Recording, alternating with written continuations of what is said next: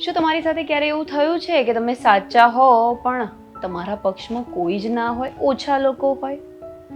ચિંતા ના કરતા, કારણ કે ક્યારે એવું ના માનવું જોઈએ કે જે પક્ષમાં ભીડ વધારે હોય તે વ્યક્તિ હંમેશા સાચો જ હોય, કારણ કે ભીડ ક્યારેય સત્યનો પુરાવો નથી હોતી. ભીડ તો ઘણીવાર સ્વાર્થ, લોભ, ડર, સમાન સ્વભાવ, દેખાવ કે પછી સમાન ઈરાદાથી પણ ભેગી થઈ જતી હોય છે. આમ જોવા જઈએ તો મહાભારતમાં પણ દુર્યોધનના પક્ષમાં સૌથી વધારે ભીડ હતી, સૌથી વધારે સંખ્યા હતી. અઢળક મહારથીઓ અને 90% જેટલી વિશાળ સેના તેમના જ પક્ષમાં હતી. પરંતુ અંતે થયું શું? સંખ્યાનો નહીં પરંતુ સત્યનો વિજય થયો. યાદ રાખજો કે ખોટા માણસની ભીડથી પણ ક્યારેય સત્ય ખોટું સાબિત થઈ જતું નથી, અને સાચા વ્યક્તિનો એકાંત પણ તેને ક્યારેય ખોટો સાબિત નથી કરી શકતો.